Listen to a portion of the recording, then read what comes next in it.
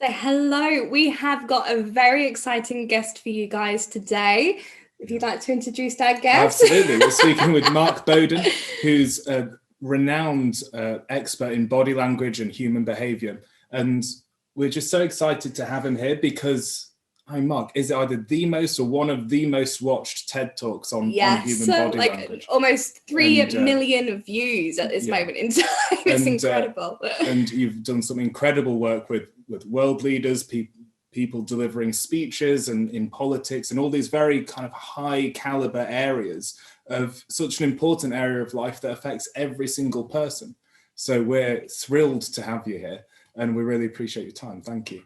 Oh, my pleasure. It's great to be here. It's a lot of fun chatting with you both. Brilliant. Yeah. Well, we're dying to get into the connection element and how to make a good impression and learning how to create connection over online situations and, the way that dating's changed nowadays. But I'd be really interested to find out, how on earth did you get into, the behavioral profiling, learning about human behavior, and how did you get into that side of things? Yeah, so people ask that a lot because I think, they maybe have an interest in there and they maybe want to, be doing what I'm doing and people that I'm with are doing. It really just comes from an obsession. It really just, from a kid, I was super obsessed with animal life. We're all from the UK originally. I know you guys are in the UK right now. I'm in Canada. But, back when I was a kid, natural history TV was huge. And I learned so much from watching natural history television. I got really obsessed with animal life, especially in the sea, aquatic life. And I really enjoyed drawing and pictures. I have dyslexia, so I'm not good at reading and writing, though I've written 4 books and I've read a whole bunch of books. It's really hard work. It's kind of harder work than sometimes I make it look. So making images was really important to me. And so I started getting really interested in the movement of animals and then the movement of human beings, because I wanted to understand why they were doing what they were doing. They came to a certain age for me where I got, more socially aware. And now I'm going, why are those people connecting with each other? And why am I not connecting with those people? What's going on here? And I love movement. And so I got obsessed with that. I ended up doing essentially a fine arts degree and looking at moving images and how those affect us in terms of propaganda and influence and persuasion and psychology. Got really into that area there, traveled all over the world, working in those areas and studying with the best in the world in those areas until I became very adept at influencing humans, their thoughts, their feelings, their attitudes via purposely showing them moving images of human beings. Got asked to do that in politics and then in business. And now here I am. I help people all over the world to stand out, win trust, gain credibility every time they speak through the ideas of movement and movement analysis. That's my story. That's amazing. Absolutely. I love the way it started with animals as well. Yeah. Well, I still keep. Hang on, just stay there. I'll be back in a second. I still keep.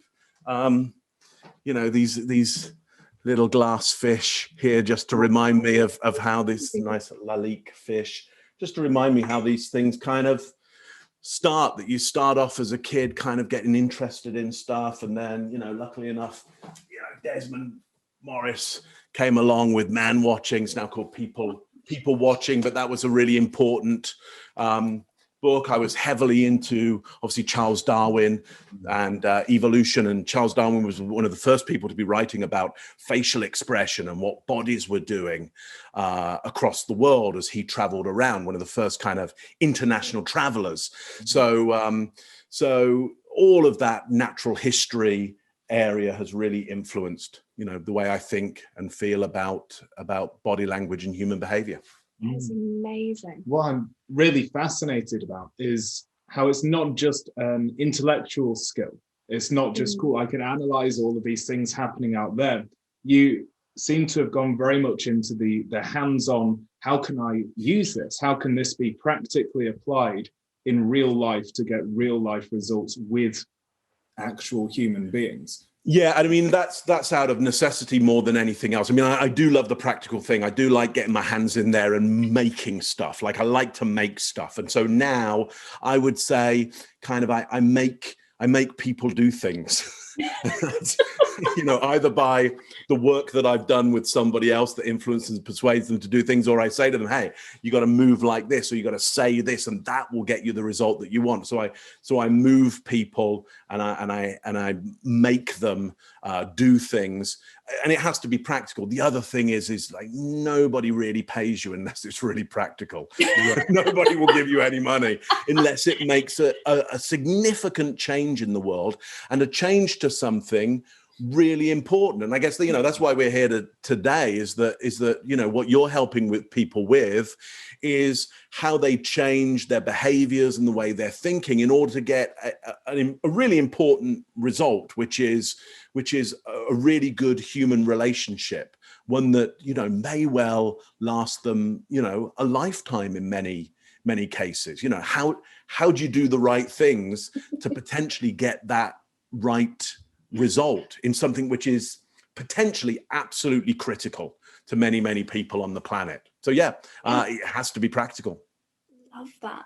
I think one thing I absolutely loved as well with your going back to your TED talk, I just had to laugh because you open up with like, well, within the first 5 seconds, you've already decided whether you like me or not. Mm-hmm. And you think our brains take in that information straight away. And you think about how critical that is in terms of, okay, am I going to spend my life with you? Like, are you a potential mate? Are you a friend? Are you a foe? Or I love the fact indifferent. Do I even notice you? Yeah. I mean, these are important categories, and we have to understand our brain is a best guess machine. It's not a knowledge machine. Your brain doesn't know who you're going to partner up with for the rest of your life. It's making a guess on it. Now, it could make a really good guess, or it could make a really bad guess, but it's going to be making a guess. It's judging risk, essentially. It's judging risk and reward based on really an algorithm, essentially, a bunch of criteria that it's kind of stuck together. Some of it is very, very innate, and we all have those same criteria. Some of the criteria were given to you by the area that you were brought up in. Some of them you've kind of created for yourself by what you've explored yourself and thoughts that you've had yourself, but you've created a way of having a really good guess at who's going to be a great partner for you. And some of it is very, very unconscious. Some of it is less unconscious, and some of it you might really be able to know about and think about. But I have these 4 categories, which is friend, enemy, potential mate, or indifference. And essentially, if you are trying to attract somebody towards you, you're trying to avoid indifference because they're just going to look at something else that might have reward or risk to it. Obviously, you want to avoid predator category. Look, the real predators out there, they will have some good ideas of how to countermeasure your instinct for seeing that. And they'll be doing that by playing on other instincts you have. Mainly, I would say your social instinct, things your parents or leaders told you about being nice and looking past those things. They're trying to countermeasure that. And you'll hear that in some of their language as they try and convince you to attach to them based on some social norms that they'll say you aren't really following. I mean, there'll be other things as well, but that's my main thing to look out for. Classic example, not necessarily from your world, but you're in a dark car park and you've got some heavy bags. And somebody comes up to you kind of out of nowhere and says, hey, I'll help you carry your bags. And you say, no, it's okay. I'm all right, because you're sensing something a bit awkward and a bit odd, and you're feeling a little bit vulnerable. Yeah. And they say something along the lines of, oh, come on, be nice. I'm just trying to be helpful. Okay, that's a huge red flag, because they're using a social lever of you must always be nice. and always take help. It's like, no, I don't always have to be nice, and I don't always have to take help. You know, so you don't want to be in that predator category. If you already truly are, you know who you are. Okay. Yeah. And then of course you want to get into mate category, and there's or at least friend. Yeah. You know, because well, certainly friend, actually, friend and potential mate, because for the instinct, mate isn't like, oh, mate for life. Mate is like, oh, mate now, and then on to the next one. The mate category is not a lifelong association necessarily to the instinct. So I think, you know, you're looking to get into that category of, you know, this person, there's a good potential for a long-term relationship around this, certainly more than the next few hours. Shall we say?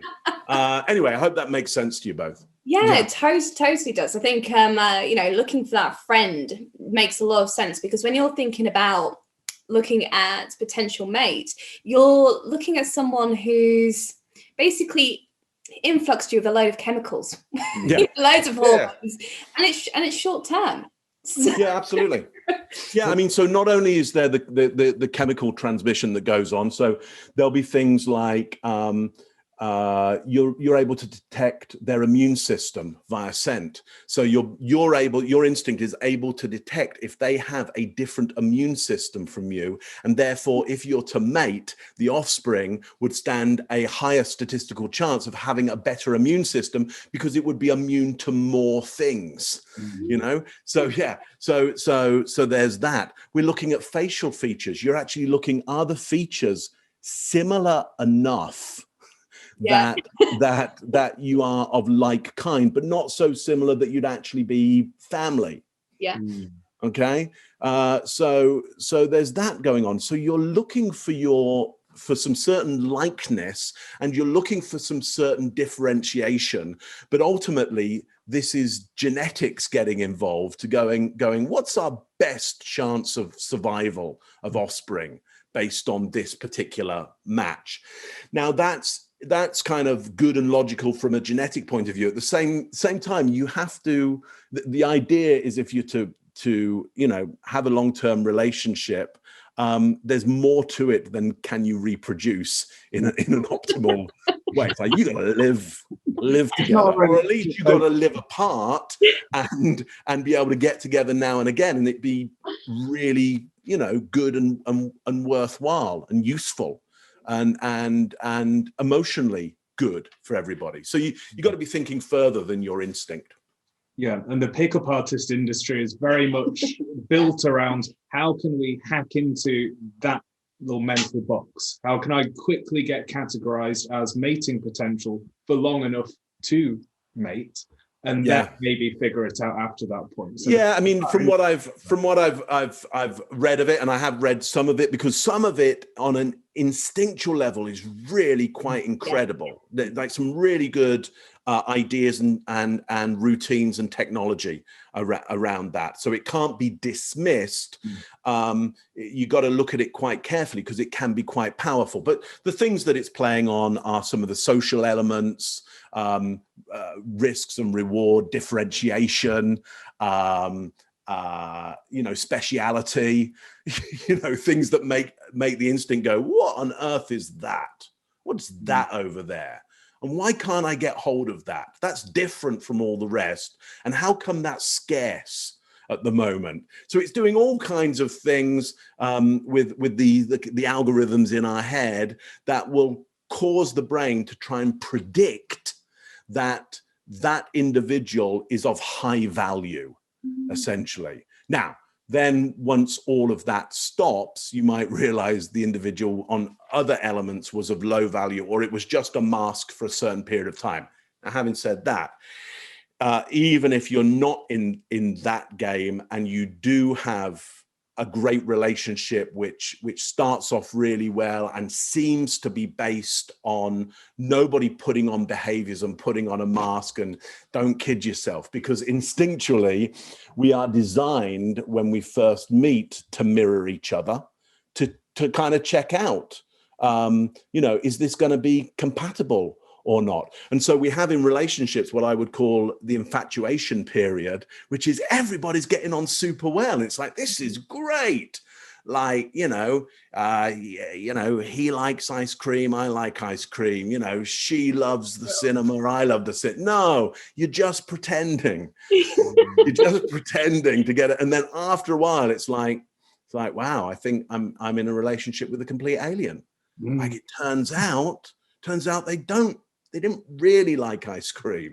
It was okay, but it wasn't, and they didn't even know that. It's like I found out after a while I didn't really like ice cream. It wasn't that big, and that's why those first moments can be so energizing and sometimes so draining as well, because the brain and the body are doing so much hard unconscious work to get you to match up. So look, great relationships are hard work all the way through in order to make them work. And you either decide to put in the work or you decide this isn't worth it, for good reasons. There's good reasons to decide it's just not worth the work, and there's good reasons to decide this is really hard work and I'm going to keep on going with this. So true, because we actually just recently did a video around how books, fairy tales, rom-coms, put this ridiculous idea into people's heads of what relationships should be like. I think we were talking about, I don't know if you've ever seen it. It's more like a teenage rom-com called Twilight. All right. It's like, oh my God, how narcissistic and controlling is this? And we're made to look at it like, oh, isn't that so sweet and romantic? And I want a relationship like that. And it's like, no, you don't. Right.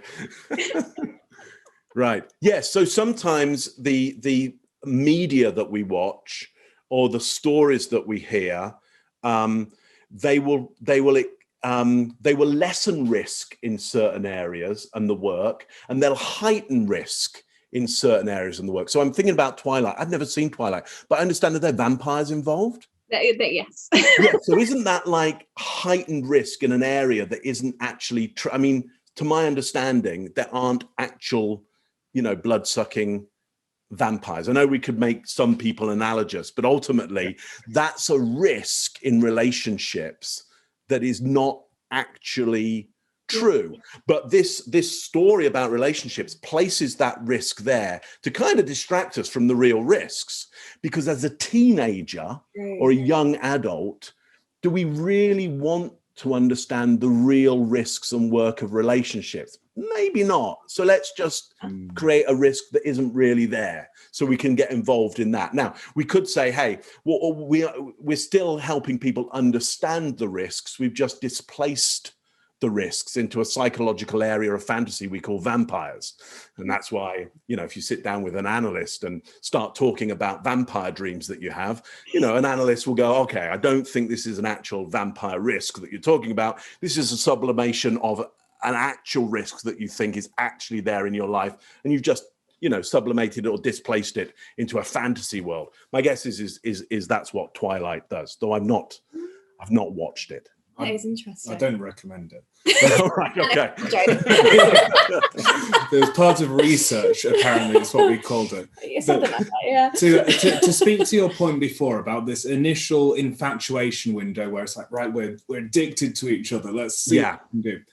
Is there, or what are your thoughts on the idea of being able to not quell that as such, but to have a more authentic or a more genuine connection that's based on who you actually are from the beginning? Is there a way to start intelligently injecting this into the way we connect with each other, or is that just a thing we have to deal with? Yeah, that's really good question. I think it's a thing that you have to deal with, and I think it's a thing that you should deal with. I think knowing about it is the important thing. The body and the mind will take over to an extent that you won't be able to control it, and you probably shouldn't be able to control it, because the body and mind are going, this is not a bad bet. Okay, it's basically going, this is not a bad bet. So let's go all in. Let's go all in because if you're not all in, if you throw the dice, but you don't lay down all your money, like you don't really stand a good chance because it's like, well, we don't really know because we weren't fully invested. So the body and mind are going, we've highlighted this person as a really good bet. We're going all in for the next few months, okay? or even to some extent it can be years. Okay, depending on the other measures that have come into to countermeasure and counteract what the body and brain are doing. So it goes all in. Again, if you're not prepared to do the investment, you're never really going to know, and that's the risk of relationships. Is you throw the dice and you got to see, and you got to be prepared to get hurt, and you got to be prepared to win. And actually, you've got to be prepared for both of those elements. So I don't think you want to countermeasure it, but I think knowing about it, as now everybody does watching this, you now know that you're designed for infatuation. And just knowing, you know what, this feels really good right now. There's other stuff to come in this relationship, and this is a part of it, and I'm going to really enjoy this. But know that there's work to come. When this starts to subside, there may be a moment where you literally go, who is that person? That's not the person that, yeah. And it's at that point that then conflict can often start to happen. It's like, I don't like the way you eat. It's like, well, you did. All the Italian restaurants we were at, I was fantastic. It's like, I was infatuated with you. And that's a good thing. That's a really good thing. Okay. But now I'm not anymore. So now I've got to learn to live with you if I want to live with you for a long, long period. So yeah, I mean, that's a great point you make there. And wouldn't it be great if you could go, okay, I switch off infatuation so I can be, more authentic. Infatuation is part of your authenticity. It's you. It's your infatuation. It's nobody else's. So I think you gotta live with it, and I don't think you can do the two things together. Going, I can tell I'm being infatuated right now, and I'm going to really enjoy this and glide over it like a pilot, watching the whole scene as well. Don't think you can do that as well. No. You just got to enjoy what's happening, knowing that it could change. And I think that's where people, as you said, almost like they feel betrayed when things change. And that feeling of betrayal turns into like lashing out at each other. Whereas when you can be informed, like, look, I've factored in the fact that things will go through phases and seasons and changes, then hopefully everyone watching this, like you say, is informed of that now. And you can go into it with foreknowledge and work as a team like, okay, this is the phase we're going into now. How are we going to choose to navigate it? Yeah, listen, if you can do that, and you totally can, if you're able to be with somebody who wants to talk about relationships together. And, you don't have to do it in a super heavy way, but you can. Can you talk more about that? But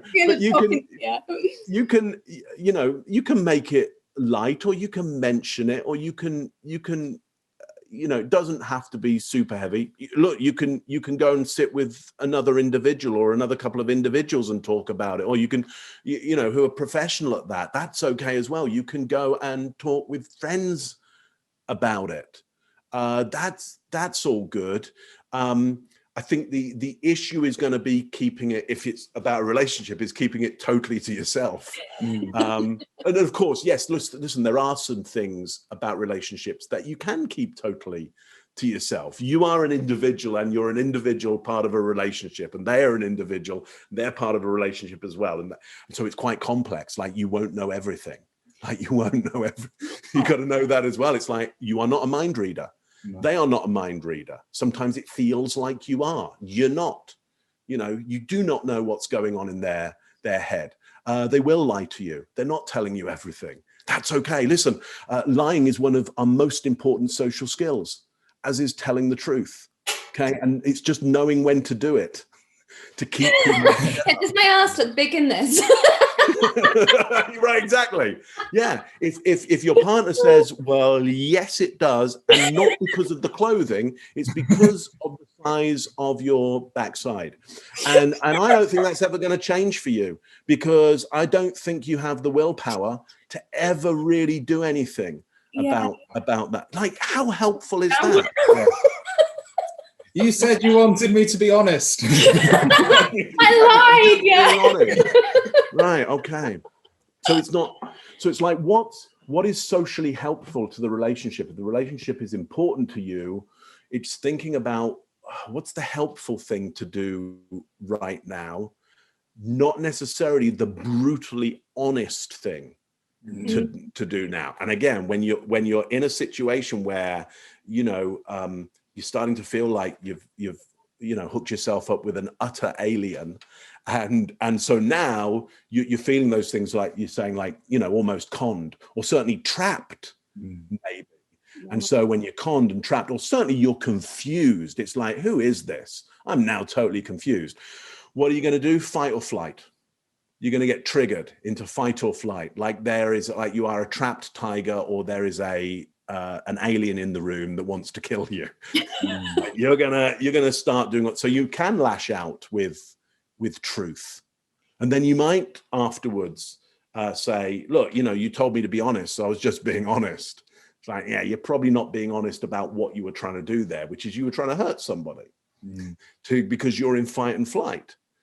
So again, we've got to know within the progression of a relationship, fight and flight is going to happen. All kinds of things are going to go on, but be forewarned about it. Obviously, look, being involved in content like this, if you stay involved with this kind of stuff, you'll learn more. Some of it will really resonate with you. Some of it won't. Keep the stuff that really resonates and go, that seems really useful. Explore more. Stuff that doesn't resonate so much, forget it for a bit. It might later on, it may never. Who really cares? But thinking about it, smart people think about the stuff they're trying to get good at, and then they do stuff about how they've thought. Less smart people, though they can be really successful, don't think about it so much, and they just kind of by accident end up in a good place or a bad place. But they find it hard to change or remediate what they've done because they haven't really thought. They don't know what they were doing. If you can know what you're doing a little bit more, could be more helpful. Yeah, I think this is the thing. We talk a little bit about awareness when it comes to relationships. If you're in a relationship where you're self-aware, you've got a partner who's self-aware, also accountable. Be accountable for your own actions and your own words and what you freaking do.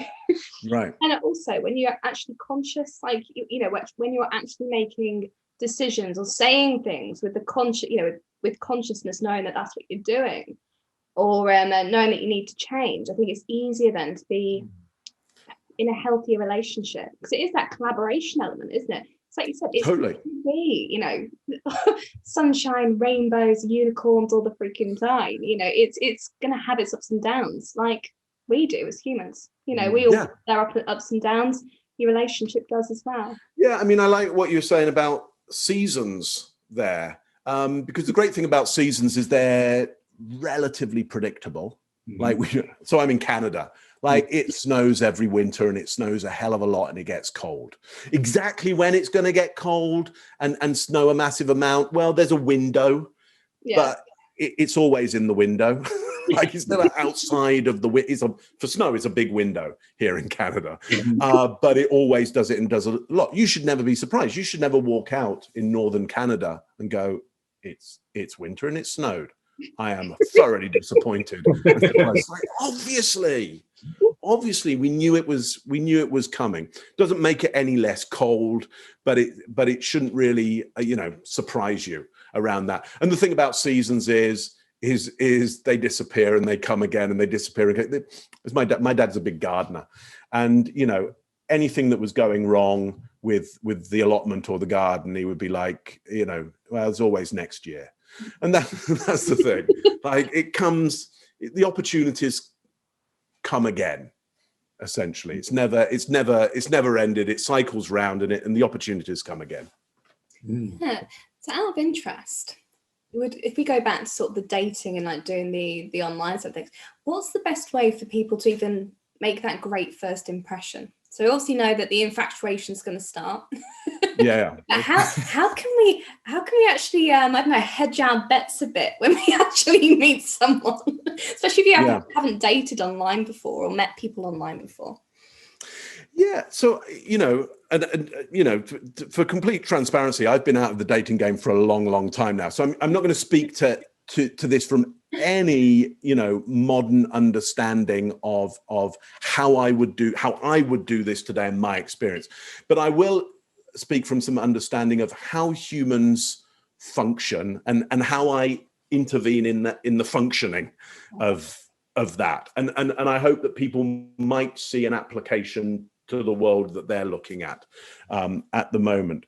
Okay, so there is nothing more attractive to another human being, I think, be it in work or family or building family and long-term relationships, than somebody who will accept you. Okay, that's it. In fact, I would say from the moment you're born, your body and mind are just going like, am I okay? Can you tell me I'm okay and that I'm accepted and I'm part of the group? So that isn't to say you've got to now rollick around the world accepting everything that you see or being agreeable, because understand the predators are going to try and trigger you into being agreeable. So okay, so understand acceptance is not agreeable.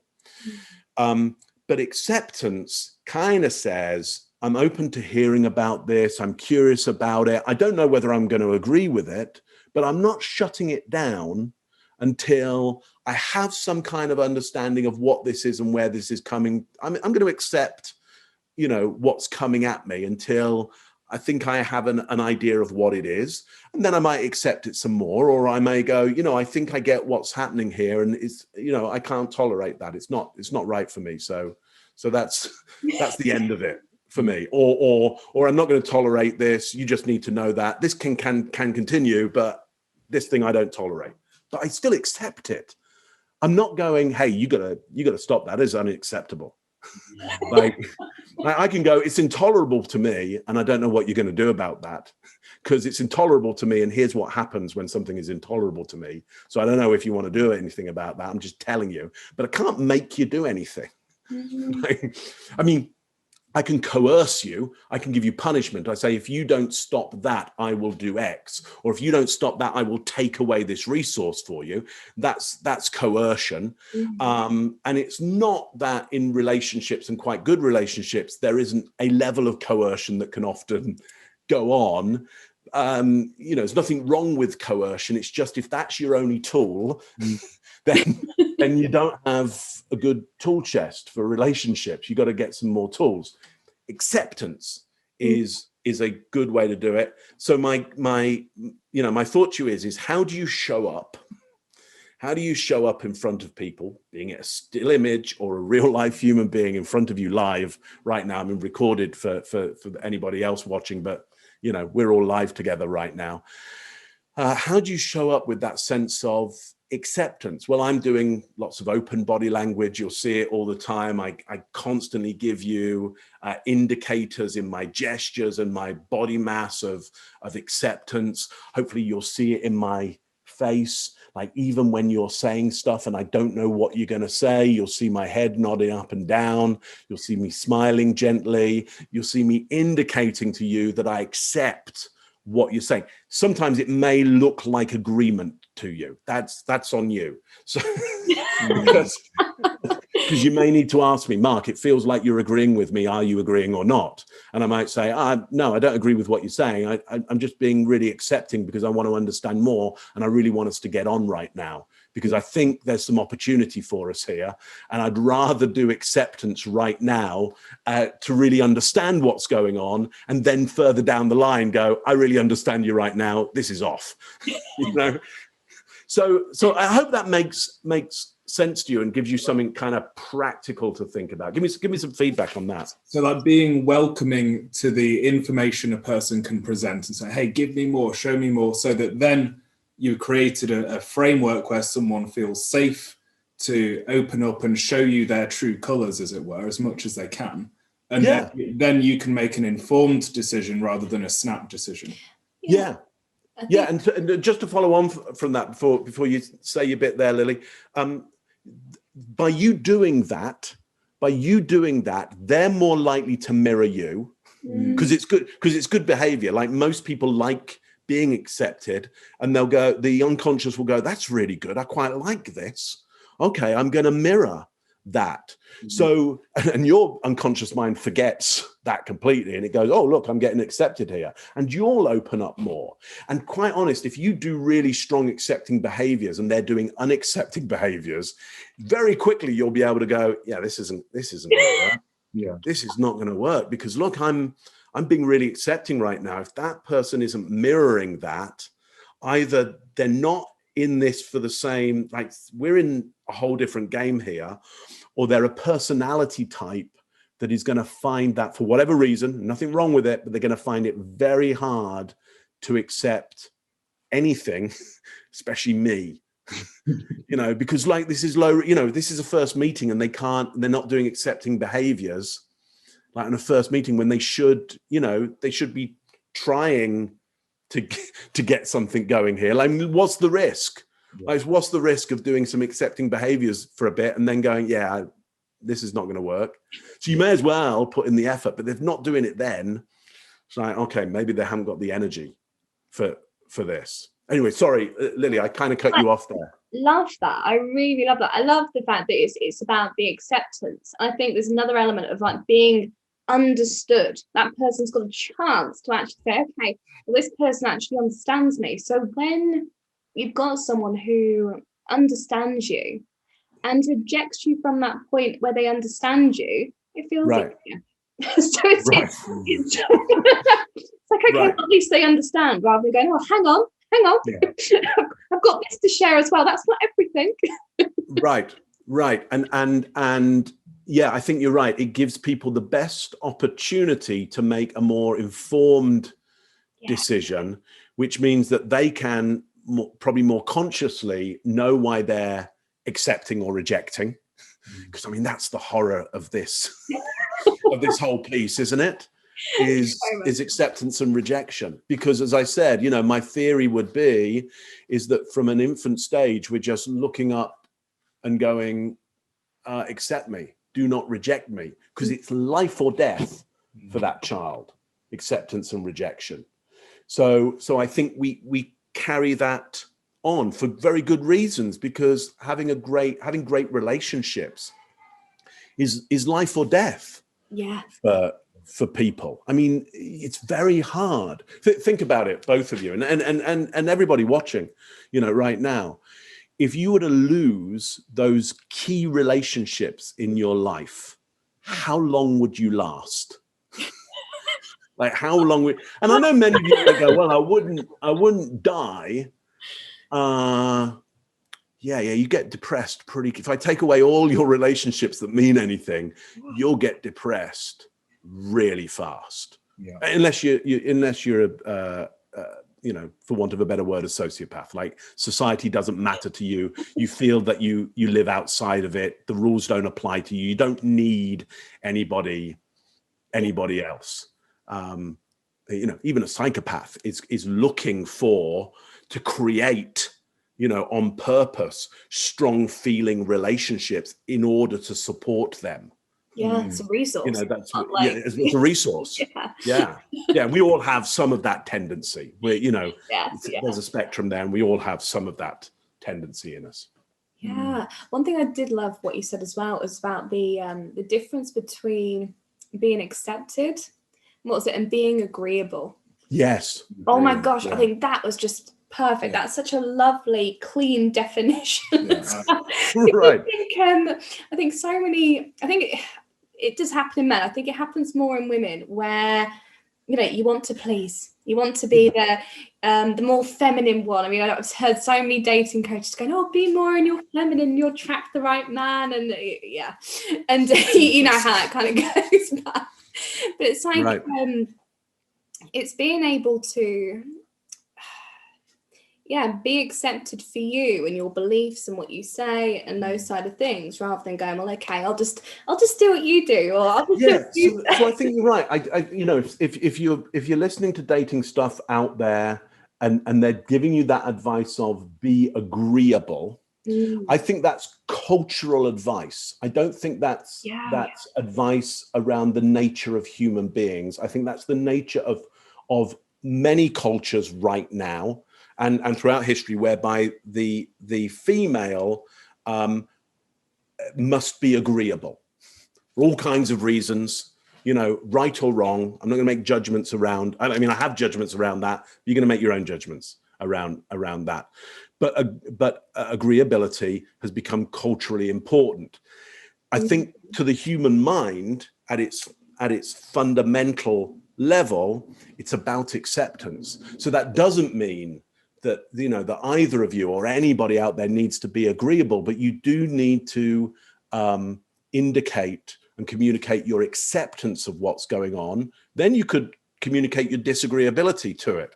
So you know, if you say, hey, you know, Mark, how about we go and have, you know, Thai food, and I know for me it's not actually true. I love Thai food, but you know, for me, just so you know, if you want to, okay, you don't want to get me to, I mean, I like most food. I like all food actually. But I know for me, like that's not good. I can still indicate to you, you know, do you really love that? And you can go, yeah, I do. And I can go, I totally get that. So for me, I'm not a massive fan of that. Tell you what, I would be willing to go along and give it a try with you, because I'm happy to see you enjoy it. Just letting you know, I may not enjoy it as much as you, but I'm willing to go along with it. Now I've told you, now I'm not like in my mind going, I better, you know, they told me on the dating thing that I should be agreeable, so I better do that, because it's you know, we're good liars and we're not good liars, and at the start of a relationship, if there's infatuation, we will be really good liars. Okay, we'll be really good liars. And I'm not saying you can totally mitigate that, but you can soften that blow of the drop from infatuation into reality. If you are a little more communicative of acceptance rather than agreeability. Yeah, I think it's like what you said. It's almost like you can still voice it. You can even voice it in a polite way. Yeah. Sure. That's where people get stuck. If I think about myself, like went through some pretty narcissistic relationships. Right. It's almost like, okay, well, I'll just go ahead with this because I want to be nice. I want to be seen as this. I want to be seen as that. It's almost like when we get told as children, you know, behave or do this or do that or think this. And it almost gets transferred into all our other relationships, you know, whether it's work, whether it's friends, whether it's.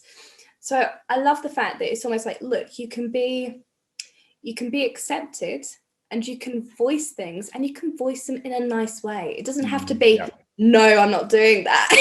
Aggressive. Right. Well, because over time, as infatuation drops off, you'll become like, no, I'm not going to do that. And your partner will be going, what is wrong? Like, why is this alien? I mentioned Thai food, you know, and he's off on one. She's off on one. You know, they're off on one. Like, what is going on here? I only said, should we go and have, I thought you liked that, you know, what is it? And then it's like, well, is it me?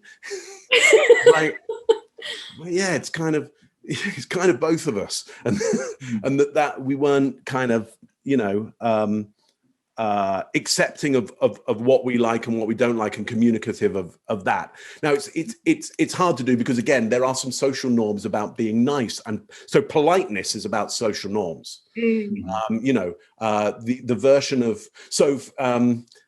you'll know that in the UK, like, you say please and thank you all the time. Yes. It's like thoroughly, like, can I have some, you know, thank you very much, please, thank you. It's like, that happens all the time. It's a social norm. Like here in Canada, you don't have to say please or thank you. Really? No. Can you see what happened there for you when I said that? It's like, what? Is it a different planet? No. it's a country full of human beings, just like you and me.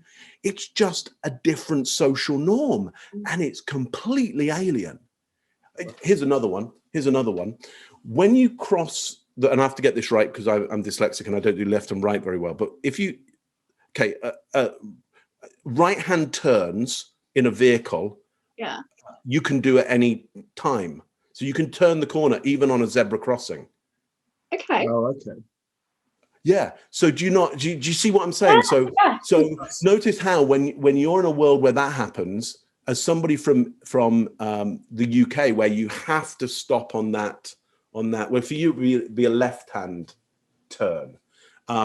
You have to stop to let people cross. You don't here. They can be crossing and you can turn kind of at the same time. Well, we just go, well, somebody's going to die. Yeah. They're just going to die. Like the first time I came here, I was going, okay, I'm going to see so many deaths today because this is just, because it's a social norm. Everybody gets it. So everybody slows down. Everybody knows people are turning. It works fine. So politeness is a social norm for different groups, and your version of polite is not my version of polite, necessary. I mean, for us, it will be because we grew up under, the majority of the same social norms. Those social norms are designed so we stick together, so we don't die. So we stick together. They're not necessarily true and they're not necessarily helpful, but they help us stick together because we all know how the rules work.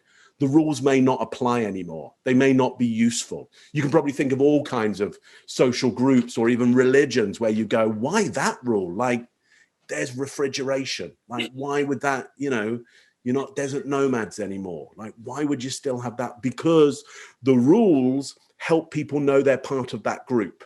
And being part of that group is so much more important than reality, because reality is the group. Survival is the group. And so I think to that point of being polite, we got to check in with politeness, because sometimes politeness is part of being the group and you have to be polite. Yeah. You have to be polite. It's part of and that's why, individual authenticity is such a tricky thing. Because you are not an individual. You are an individual who is part of a group. Or you are a sociopath, which I know is not in the manual. Okay, but I'm using that term just for anybody who wants to go, I'm going to look that one up no, you won't find it in the manual. Okay. But we all know what we're talking about here is somebody who does not apply themselves to the rules of society as it's deemed by that particular group. They live outside of that, or they are negative about the rules, or for some they just don't even understand that they're there. It's like, I don't know these rules. We as social mammals, socially integrated, there are times for us to be polite. There are times to know we're being polite, but know that we think and feel something else. There are times to go, I accept what you want there. I'm going to be polite around this and join in. It's not actually my thing, but I want to join in on this. And there's some clarity around that. Again, bit of a rant there, but I hope it made sense to you. No, perfectly. And so these social rules around politeness and all of those things, that spoken rules, some of them like mind your P's and Q's for us. Yeah. And some of them are unspoken. They're just hereditary over centuries of a culture developing. And so that's how we're used to being. With the current situation at the time of recording, with lockdowns and all of that, it's as if en masse humanity has been plunged into this quite new scenario where we're speaking over Zoom. I mean, we worked, as yourself, probably internationally a lot, so we were used to it. There was no change for us. But the majority of people having to work from home, having to date from Zoom and all of this, it's like we're having to rewrite or develop the new rule book of how we have to interact now. And I know you've done some work on how people can make a great first impression over Zoom and how we can capitalize on this medium so that, like you said before, this time doesn't become like a wasted time, that we can actually still create quality connections throughout it. Yeah, so I think you're absolutely right. The thing is that things have changed dramatically. For many of us, we're not used to this medium here. Even for those of us that are, we're not used to it on a mass level across different social groups, societies, norms. And so in many ways, if we're smart about this, we go, okay, what are the norms that we're going to write for this? Yeah. So again, remember, the smart people think about it. Doesn't necessarily give them any advantage. It just makes them smarter up front, which is, I'm going to really think about this. Like, what's going on here? So one of the great questions to ask anybody when you're in a situation, a modality that neither of you are kind of used to, or it doesn't seem to, like, you don't instantly know what to do, is to go, so this is kind of new to me. I don't know whether it's new to you. How are you thinking about doing this? So it's just like, hey, let them give you the manual that they've worked out so far. So they can go, well, because they might go, well, I did something last week and it really worked out well for me. It's like, okay, tell me about that. Okay, it's like, okay, give me some experience about this, because then you might be able to get an experience exchange, and then you might be able to go, look, here's the way I'm thinking of doing this. What do you think?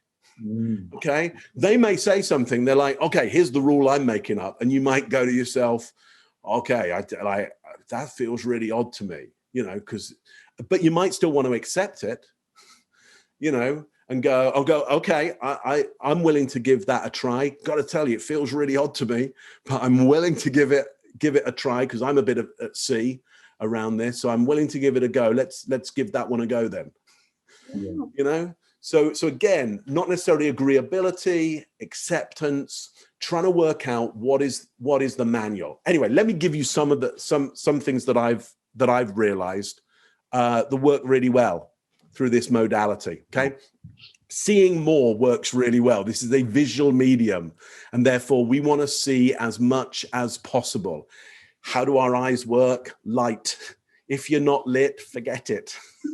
Like, get yourself lit. If you're showing up in the dark, okay, it's going to be a big problem for you. Think about how I'm coming across to you right now, and then I'm just going to turn out some light here. My camera will compensate relatively quickly, but just notice how much better you feel about me when I'm just better lit up. And that's just your instinct. Wow. Your eyes go to the light, not the darkness. Darkness is where the predators are. Light is where where you'll be able to see the risks and rewards. So get yourself lit. Show more of your environment. So in this angle that I've got on the camera, and I've got a camera here that does a 90-degree angle, so it takes in a lot of the environment here. I'm not saying you need to do that, but I'm just showing you the principle of show them more. The more information the brain gets, the more optimistic it is. Optimistic that it got it right. Even if it sees information that it didn't like, it goes, well, I'm pretty optimistic because I saw it. It wasn't hidden. Yeah, it was easy to see. It was well lit and I could see it. So now I'm optimistic that I know what I'm dealing with there. Yeah, sure, I'm dealing with something I think is negative, but I saw it. It wasn't in the dark for me. So show them more. Cameras do close-up really, really well. They do long shot and close-up really well. You're not there showing a big American scene, so you don't need to think about the long shot. You really need to think about the close-up. And so notice how, I lean into the camera a lot and I look straight down the lens at you, because I know prolonged eye contact when you are in a safe place for you, will increase your levels of dopamine and oxytocin. So you will start to feel really optimistic about the connection with me if I give you prolonged eye contact. Now, do this in close proximity when you've only just met somebody. Okay, you will trigger fight or flight.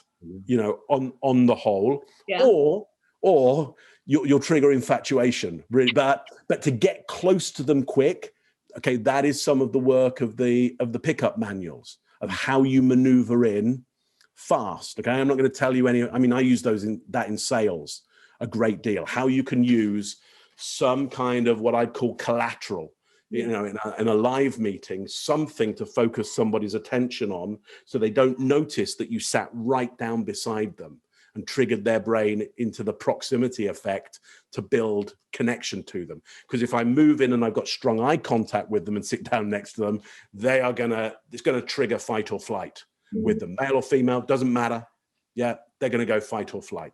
Okay, so but we don't need to worry about that, because we're going to suspect or hope that the person on the other end of the camera is in a comfortable, safe space for them. So they already feel at home. So if you can come in close and get prolonged eye contact, that's going to be good. Now, understand you are triggering a feeling in them. Now, why might you want to do that? Because you're doing prediction. You're going to go, what happens if I do this? Do they connect with me? Do they not connect with me? Yeah. Will I be open to connect even more with them? Am I going to try in this first meeting to really try and connect and be open and available? Because I'm throwing the dice and I'm going to see what happens. And I'm going to put in some effort, and I'm going to think about it as I'm doing it. And I'm going to think about it afterwards. Yeah. I'm trying to give us the best opportunity here, not fake an opportunity for nefarious means. Though I have no problem with fakery. Like fake is really important. Yeah. Again, fake is a really important thing, to be able to put on the behaviors of something. Yeah. In order to stand a better chance of becoming that is so important. That's how we learn. Mimicry, mimosis, which is the Latin for to copy. Mimicry is our primary way of learning. How did you learn to be the human being that you are today? You mimicked the people around you. Without that moment of unconscious fakery, you would not be who you are today. All the good and the bad came out of that. Yeah. So you can use mimosis, mimicry, fakery, in order to start to make more conscious effort of being the person you want to be, doing it on purpose rather than the accident. We do it with all our heroes, all the people that we look up to, unconsciously. Yeah, so I got no problem with fakery, and I could talk more about that, especially in art. Fakery in art is super important. Super important. It's that conscious choice again, isn't it? It's because we're constantly, we've been programmed to a level already, through childhood and through experiences. But it's almost making that conscious programming within ourselves. It's like, right, okay, well, I need to act like this to be the certain person that I want to be. I need to portray myself to be this person.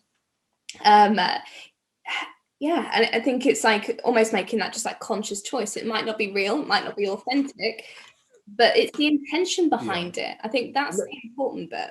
Let me get that's triggered something I think that might be useful for people, a little kind of tool that everybody can use, which works really well for a lot of clients that I have in all kinds of worlds, whether they're trying to lead a country or trying to get better relationships.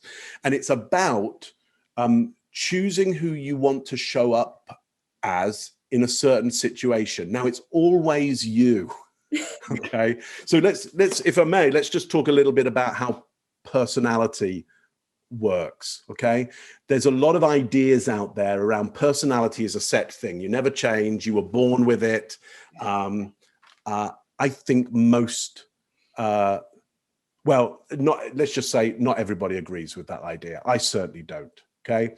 Certainly, I don't agree with it on a scientific level, and I don't agree with it on a philosophical level, because it means I can't choose elements of my life. They're all chosen for me right from birth. Even if that's true, I refuse to live in that world. I refuse to live in the world where stuff gets decided for me. It may be true, but I'm going to work against that, even if it is. And I don't even think it's true. Okay.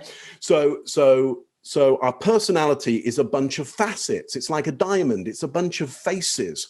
And sometimes you can move one face more towards the world, and the light will shine off it a bit better, and people will see that. It's all your face. It's all your personalities. Sometimes an environment will come to you and the faces will change and you won't have even noticed. And it's like, wow, who showed up in that moment? I didn't even know myself. Yeah. I mean, Lily, I'm guessing, I'm going to guess, and it may be right or wrong, that your mum and dad are still around. Tell me if that's not yeah. the truth. Oh, yeah. Okay. So when you get on the phone with them, let's just say with your dad, okay? When you get on the phone with them, do you talk to them like you're talking to me? No. Yeah. No. Yeah. Well, so are you being dishonest with me then? I mean, what's the real you? Yeah, exactly. We're all different in completely different circumstances. They're both you.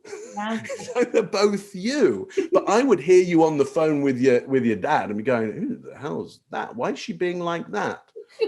Well, you're showing some elements, some facets of your personality because they work better for that situation. They're right for that situation. Okay.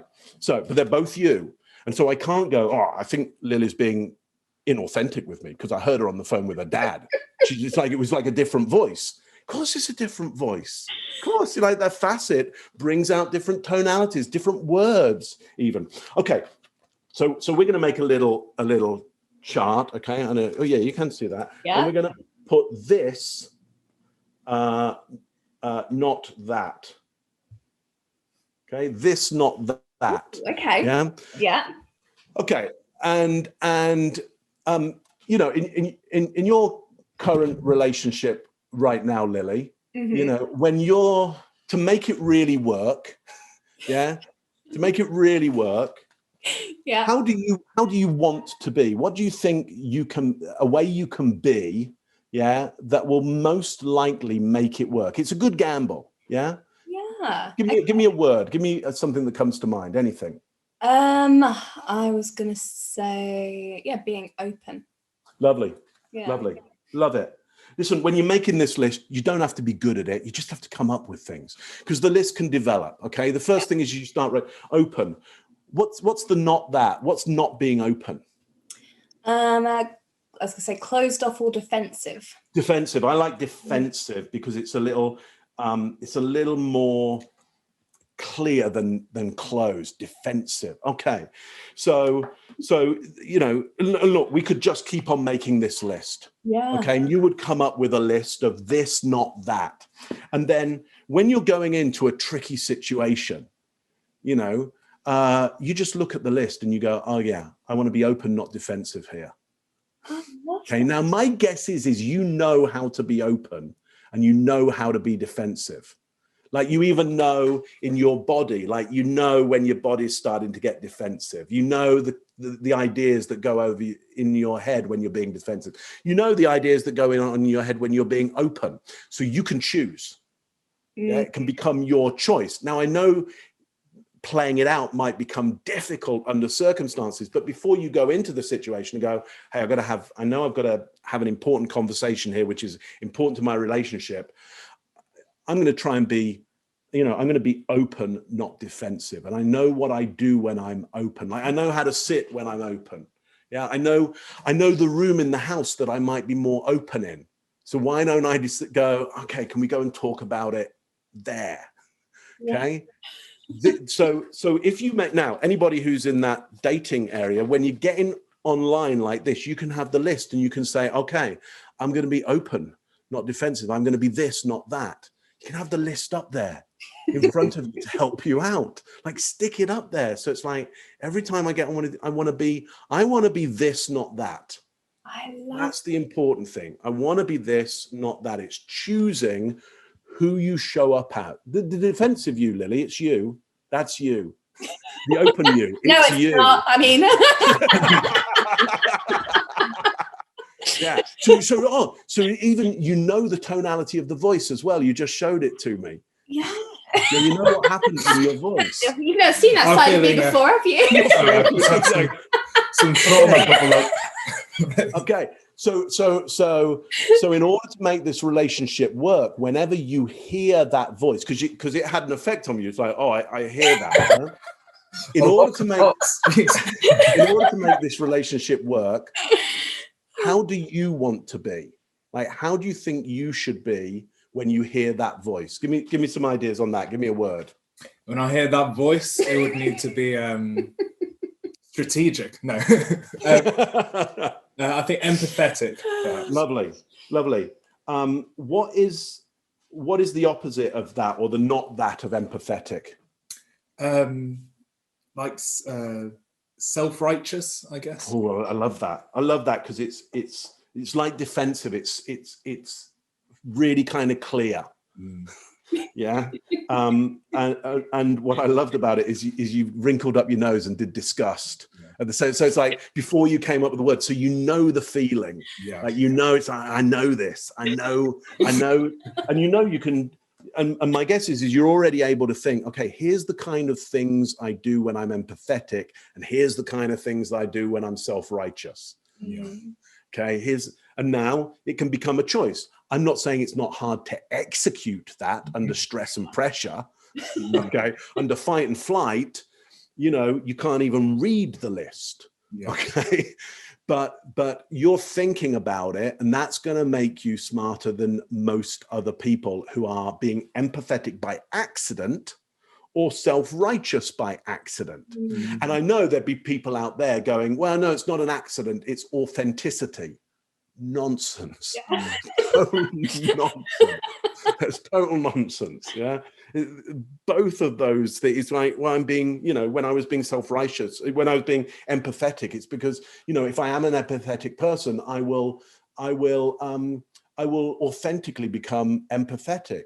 It's like, no, under stress and pressure, you'll go to the negative. You'll become self-righteous, and you'll say that was authentic. You'll go, yeah, because I was right.